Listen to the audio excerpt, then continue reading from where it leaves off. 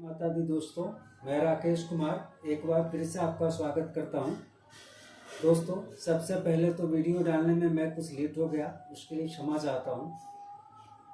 पिछले वीडियो में हमने मेष लग्न के कारक ग्रहों की बात की थी, जिसमें मैंने आपको मेष लग्न के कारक ग्रह और समग्रह के बारे में बात की और यह बताया कि किस स्थिति में कारक ग्रह मारक बन जाते हैं और अपना शुभ फल नहीं देते हैं। आज हम बात करेंगे मेष लग्न के मारक ग्रह की और यह भी जानेंगे कि वो कौन से कंडीशंस होते हैं हमारी कुंडली में जिस आधार पर मारक ग्रह अपना शुभ फल नहीं देते हैं और कब वह अपना शुभ फल भी देते हैं।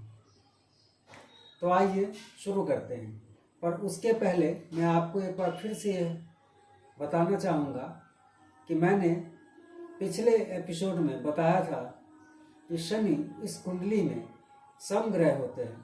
बहुत सारे अधूरे ज्ञान वाले पंडित और ज्योतिषी उसे इस कुंडली में मारक बताते हैं, पर यह गलत है, क्योंकि उस पे शनि जो कि 10वें और 11वें घर के स्वामी होते हैं इस कुंडली में, उस पे उन पे अष्टम से अष्टम का सिद्धांत, जो कि एक बहुत ही महत्वपूर्ण ज्योतिषीय सूत्र है, लागू नहीं होता। और शनि के पास 10वें और 11वें भाव जैसे महत्वपूर्ण भाव हैं और हमारी कुंडली में लग्न के बाद अगर कोई सबसे महत्वपूर्ण भाव होता है तो 10वां भाव, जो कि कर्म का भाव होता है, वो होता है। गीता के प्रथम श्लोक में भी लिखा है, कर्मण्येवाधिकारस्ते मा फलेषु कदाचन। मतलब गीता में भगवान कृष्ण ने स्वयं कहा है कि आप अपने कर्म के द्वारा अपने प्रारब्ध को, अपने ग्रहों की बुरी स्थिति को कम से कम उस स्थिति तक तो जरूर बदल सकते हैं कि आपका जीवन यापन आसान हो जाए। इसीलिए आपको अपने मन में किसी प्रकार की कोई दुविधा नहीं रखनी है। और जब आप अपनी कुंडली का विवेचन करने बैठे तो अगर आपकी मेष लग्न की कुंडली है, उसमें शनि समग्रह हैं और दो बहुत ही महत्वपूर्ण घरों के स्वामी हैं। तो अब हम बात करते हैं इस कुंडली के मारक ग्रह की। ये मेष लग्न की कुंडली इसलिए है क्योंकि इसमें लग्न में 1 नंबर लिखा है, जो मंगल ग्रह की राशि है, और इस वजह से यह मेष लग्न की कुंडली हुई। अब इसमें दूसरे और 7वें घर के स्वामी शुक्रदेव बने, जो कि अष्टम से अष्टम थ्योरी के अनुसार लग्नेश के अति शत्रु है। शत्रु और मित्र के बारे में मैं आपको पिछले वीडियोस में जानकारी दे चुका हूँ। तो इस वजह से शुक्र देवता दूसरे और 7वें घर के मालिक होने के कारण इस कुंडली में अति मारक ग्रह बन जाते हैं। मैं आपको बताऊं कि मारक ग्रह क्या होते हैं। वो जिस घर में बैठते हैं और जिन घरों पे उनकी दृष्टि जाती है, उससे संबंधित भाव का अशुभ फल आपको मिलता है। शुक्र दूसरे घर में धन, कुटुंब, वाणी से संबंधित अशुभ फल देते हैं और 7वें घर में बैठकर पार्टनरशिप, दाम्पत्य सुख, डेली वेजेस, इससे संबंधित परेशानियां हमारे जीवन में अपनी दशा और महादशा में देते हैं।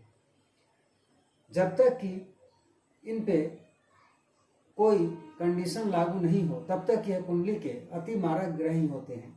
लेकिन 6, 8, 12 में बैठने पर अगर ये विपरीत राजयोग में हो तो फिर यह शुभ फल भी देते हैं। उसके बारे में विस्तृत बात हम और आगे के एपिसोड्स में करेंगे।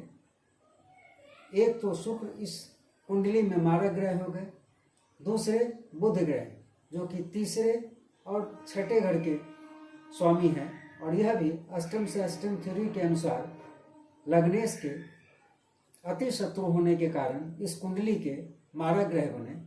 तीसरा घर, जो कि हमारे छोटे भाई बहनों का, छोटी मोटी यात्राओं का, फजूल के मेहनत का, हौसला का, इन सब चीज़ों का होता है। और 6ठा घर, जो कि रोग का, ऋण, शत्रु, लिटिगेशन, मुकदमा, इन सब चीज़ों का होता है। और कोई भी आदमी अपने जीवन में इन सब चीज़ों की बढ़ोतरी नहीं करना चाहता है। कोई नहीं चाहता है कि उसकी फजूल की मेहनत बढ़े, वो रोगी बने या वो मुकदमे के चक्कर में पड़े। इस वजह से बुध भी इस कुंडली में अति मारक ग्रह माने जाते हैं, तब तक कि जब तक उन पर कोई कंडीशन लागू नहीं हो। अब हम बात करते हैं राहु और केतु की। तो राहु केतु के बारे में आपको बस सिर्फ एक बात याद रखनी है जो हमारे शास्त्रों में लिखा है, क्योंकि राहु और केतु का अपना कोई घर नहीं होता। वो जिस राशि में बैठते हैं उसके अनुसार ही फल देते हैं। कहने का मतलब ये कि अगर वो अपनी मित्र राशि में बैठते हैं तो हमेशा अपना शुभ फल देंगे अपनी क्षमता के अनुसार। जितनी डिग्री वाइज उनकी कैपेबिलिटी होगी, अंश बल से जितना वो मजबूत होंगे उतना ही अच्छा फल देंगे। लेकिन अगर वह अपने शत्रु राशि के घर में बैठे हैं तो वह बुरा फल ही देंगे। बहुत सारे लोग हमें यह भी बताते हैं कि चूंकि राहु शनि के छाया ग्रह हैं और केतु मंगल के छाया ग्रह हैं, इस वजह से अगर आपकी कुंडली में शनि अच्छे हैं तो राहु भी अच्छे ही होंगे और मंगल अच्छे हैं तो केतु भी अच्छे ही होंगे। लेकिन यह गलत है, यह बिल्कुल भी शास्त्र सम्मत नहीं है। क्योंकि अगर आपके मेष लग्न की कुंडली में ही शनि उच्च के हो और राहु नीच के हो जाएं, तो फिर आप खुद सोचिए कि ये एक जैसा फल कैसे दे सकते हैं। वही चीज़ मंगल और केतु ग्रह के साथ भी लागू होती है। दोस्तों, मारक और कारक ग्रहों की बात करने के बाद अब मैं अगले एपिसोड्स में आपको वो जानकारी दूंगा जिससे कि आपके लिए अपनी कुंडली का विवेचन करना और आसान हो जाए और आप आराम से अपनी कुंडली का सटीक विवेचन कर सकें, जिसमें मैं आपको अलग अलग घरों में अलग अलग ग्रहों के रहने पे उसका क्या फल मिलेगा, वो मारक में कहे जाएंगे या कारक में या सम, इन सब चीज़ों को बताऊंगा। पर उससे पहले अगर आप मुझे कमेंट्स के माध्यम से अगर आपको ज़रूरत लगे तो आप मुझे बता सकते हैं। जो मैं दो चीज़ें आपको बताना चाहता था, एक कि बहुत सारे जातक के एक ही घर में एक से ज़्यादा ग्रह होते हैं और उस स्थिति में उन्हें अपनी कुंडली का विवेचन करने में मुश्किल का सामना करना पड़ता है कि मेरे तो किसी घर में जी 2 ग्रह हैं या 2 से ज़्यादा ग्रह हैं। तो मैं उससे संबंधित भी वीडियो अगर आप मुझे कमेंट के द्वारा बताएंगे तो मैं डाल दूंगा। और इस मेष लग्न की कुंडली पे कारक और मारक ग्रहों के प्लेसमेंट को लेकर प्रैक्टिस भी 1-2 एपिसोड में करवाऊंगा, फिर हम आगे बढ़ेंगे। तो आपको जैसी ज़रूरत हो आप मुझे कमेंट्स के माध्यम से बताएंगे तो मैं ये भी आपके लिए बना दूंगा।